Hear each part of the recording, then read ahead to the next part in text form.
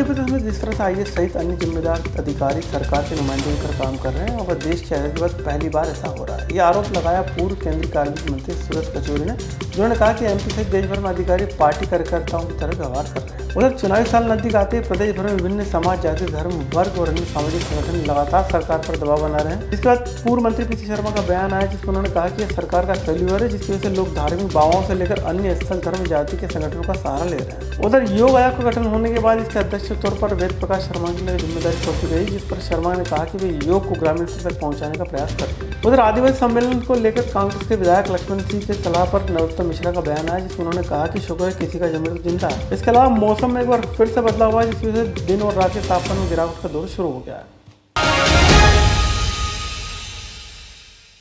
मध्य प्रदेश में इन दिनों भाजपा सरकार विकास यात्रा पर जोर दे रही है, जिससे पूरे प्रदेश के अधिकारी ऐसा काम कर रहे हैं मानो किसी राजनीतिक पार्टी के कार्यकर्ता हो। यह आरोप लगाया पूर्व केंद्रीय कार्मिक मंत्री सुरेश कचौरी ने। पचौरी की माने तो पहला मौका जब देश में अधिकारी इस तरह से काम कर रहे हैं। पचौरी ने कहा कि अधिकारी जब मसूरी में ट्रेनिंग लेने के लिए जाते हैं तो उसे संविधान की शपथ दिलाई जाती है, लेकिन जिस तरह से अधिकारी काम कर रहे हैं पूरी तरह से पार्टी कार्यकर्ताओं की तरह उनका व्यवहार है। लेकिन मैं पर्सनल मिनिस्टर रहा हूँ, सिविल सर्विस कंडक्ट रूल्स अगर देखे जाएं, उसमें इस बात को स्पष्ट रूप से इंगित किया गया है कि ऑल इंडिया सर्विस ऑफिसर्स को किस प्रकार के कंडक्ट का पालन करना चाहिए। जो ट्रेनिंग होती है मसूरी में, उसमें इंडियन कॉन्स्टिट्यूशन की परिधि के अंदर किस ढंग से ऑफिसर जहां भी पोस्टेड हो, जिस स्टेट में भी हो या on deputation government of India में हो, वो कंडक्ट करें, इस बात का स्पष्ट जिक्र। प्रश्न ये हुई कि आपकी सरकार, प्रश्न ये कि ये सरकार क्या कर रही है? जो कॉन्स्टिट्यूशन का पालन नहीं कर रहे, जो रूल्स का वायलेशन कर रहे हैं, जो किसी पॉलिटिकल पार्टी के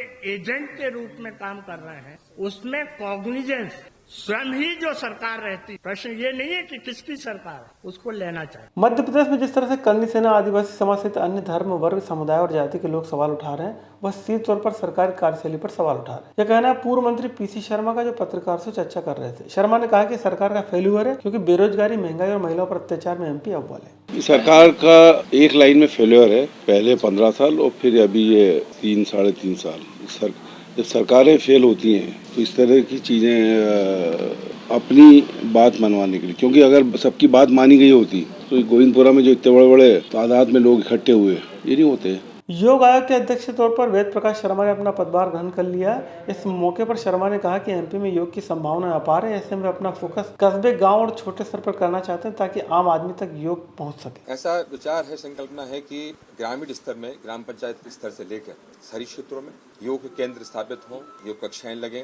और जैसे आप जानते हैं कि गाँव में तो लोगों की रोग प्रतिरोधक क्षमता बहुत ही अच्छी रहती है, परंतु इनको थोड़े से योग के अगर टिप्स दे दिए जाएं तो और अच्छा उससे प्रभाव पड़ेगा, लोगों की रोग प्रतिरोधक क्षमता बढ़ेगी।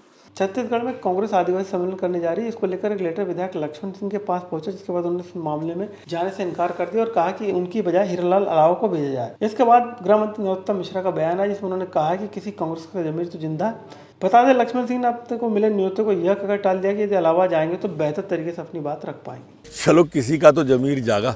वास्तव में हद करती है कांग्रेस। एक ही परिवार के 3 लोग और तीनों का चलावा, वो आदिवासी नेता हीरालाल अलावा, उसके साथ कर दिया छलावा। अब कांग्रेस ने एक बार फिर साबित कर दिया है कि आदिवासी उनके लिए वोट बैंक से ज्यादा कुछ भी नहीं है। एमपी में इन दिनों मौसम में बदलाव का दौर जारी है, लिहाजा एक बार फिर से दिन और रात के तापमान में खासी गिरावट दर्ज की जाने की संभावना है। दिन के तापमान में 3 से 4 डिग्री सेल्सियस की कमी आने की संभावना है, तो रात के तापमान में 2 से 3 डिग्री सेल्सियस कम होने का अनुमान लगाया गया है। मौसम विभाग की माने तो मौसम में यह बदलाव मुख्य कारण अरब सागर से आने वाली नमी को बताया जा रहा है। मध्य प्रदेश के मौसम की बात करें तो आज से दिन और रात के तापमान में कम से कम दिन के तापमान में 3 से 4 डिग्री और रात्रि के तापमान में 2 से 3 डिग्री सेल्सियस गिरावट होने की संभावना है। इसके पीछे जो कारण है, प्रदेश में पश्चिमी हवाएं पहुंच रही हैं और वो अरब सागर से थोड़ी सी नमी ला रही हैं, जिसके कारण ये थोड़े से दिन में बादल देखने को मिले हैं। 25 फरवरी से एक पश्चिमी विक्षोभ फिर से उत्तर भारत में सक्रिय होगा, तो उसके कारण फिर से थोड़ी सी बदलाव देखने को मिलेगी।